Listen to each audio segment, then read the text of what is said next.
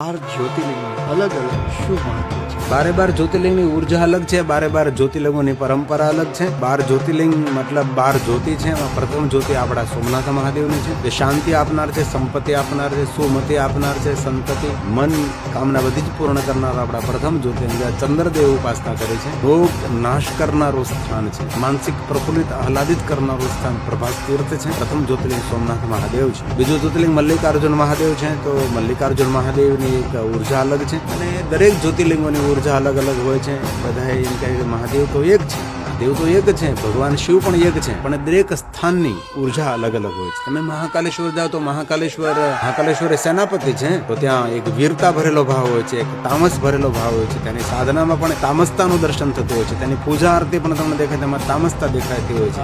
અને ભગવાન સોમનાથ મહાદેવની પૂજા આરતીમાં સાત્વિકતા દેખાય, તેમાં શાંતિનો ભાવ દેખાય છે. તો 12 જ્યોતિર્લિંગોની એક ઉર્જા અલગ છે, વાઇબ્રેશન અલગ છે, સ્થાનનો મહિમા છે, ભૂમિનો પણ મહિમા છે. તેથી દરેક દર્શક મિત્રોને મારી દિલથી પ્રાર્થના છે કે જીવનમાં જે કાંઈ અન્ય ખર્ચા હોય થોડા ઓછા કરો, વ્યવહારિક ખર્ચા પણ થોડા ઓછા કરો, દેખાદેખામાં નહીં પડે પણ થોડા પૈસા બચાવી કોઈ પણ રીતે 12 જ્યોતિર્લિંગની યાત્રા કરવી જોઈએ. આપણા તીર્થોની અંદરથી આપણને અદ્ભુત આધ્યાત્મિકતા તો મળે, પણ આધ્યાત્મિક શક્તિ પણ મળે અને જીવન જીવવાની એક સુંદર ઉર્જા મળે, આપણા જીવનનો ઉત્સાહ મળે છે. 12 જ્યોતિર્લિંગ મતલબ આપણે પ્રકાશ આપે છે, આપણને જ્યોતિ મતલબ અંજવાળું આપે છે, જીવન જીવનની સૂઝ આપે છે, દીર્ઘ દ્રષ્ટિ, દિવ્ય દ્રષ્ટિ, અંતકરણને પ્રકાશિત કરનાર આપણા 12 જ્યોતિર્લિંગો છે. ઓમ નમઃ શિવાય. આ ફૂલ વિડીયો જોવા માટે કોમેન્ટમાં લખો હે મહાદેવ, એટલે તમને ફૂલ વિડીયો જોવા મળી જશે.